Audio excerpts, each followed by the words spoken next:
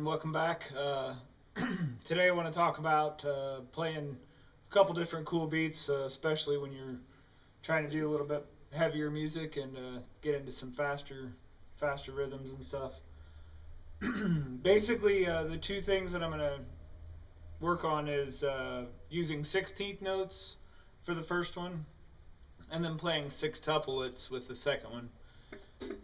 Basically, what 16th notes are just 1E and a 2E and a 3E and a 4E and a, so groups of fours. As simple as that. And then sextuplets are groups of sixes. And it's good practice just to play those together and go back and forth just to get the feel of playing those two. A lot of you guys, this might be kind of easy for you, but it never hurts to practice it and try and build speed on that anyways, but just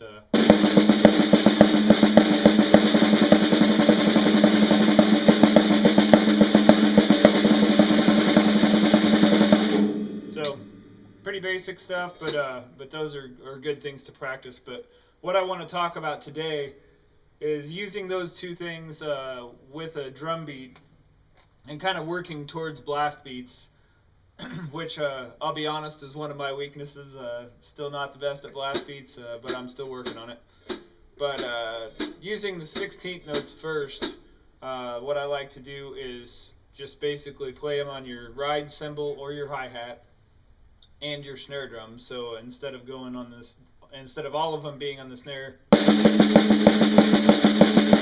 like doing them on the ride cymbal, snare drum. So if you do that, and each time you hit the ride, you're going to hit the bass drum too.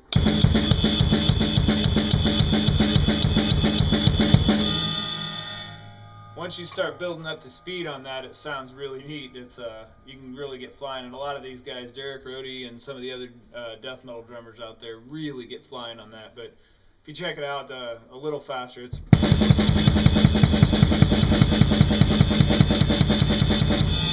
so pay attention to keeping them sounding like 16th notes, maintaining that.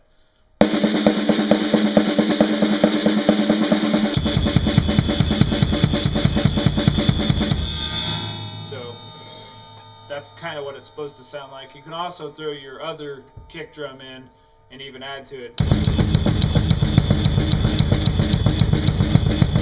So it's just your right hand stays with your right foot and your left hand stays with your left foot. So you're doing 16th notes with both just at the same time simultaneously, and it sounds just like that. And then if you mix it up with the sextuplets like I talked about earlier, and pretty much just do exactly the same thing that you were doing with the 16th notes, only do it with sextuplets. It's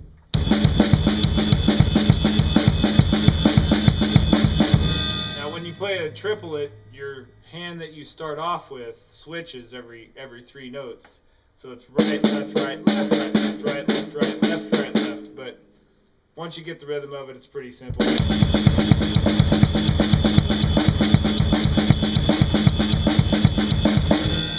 then you can also add the second bass drum in and just play it simultaneously, just like we did with the 16th notes.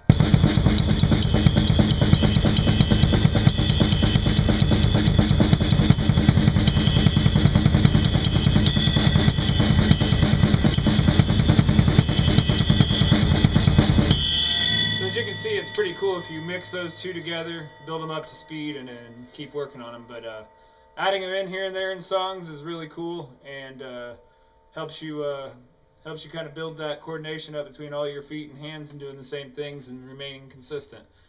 Consistency is very important. It's key. No matter what you're playing, if you're just playing 16th notes on a snare drum only, even, you want the 16th notes to sound consistent. You don't want to hear accents on every first one, so you don't want it to be, and you don't want it to be the where the accents on just the first one even. It's it's easy sometimes when you're counting in your head to kind of add accents in at weird times, but you really want it to be consistent.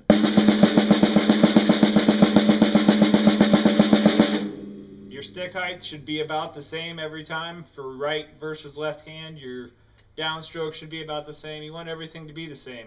That way when you do add accents in, it really sounds a lot better. So, you know, if you were adding those accents in on the first 16th note of every time, it would sound a lot more dynamic. It's and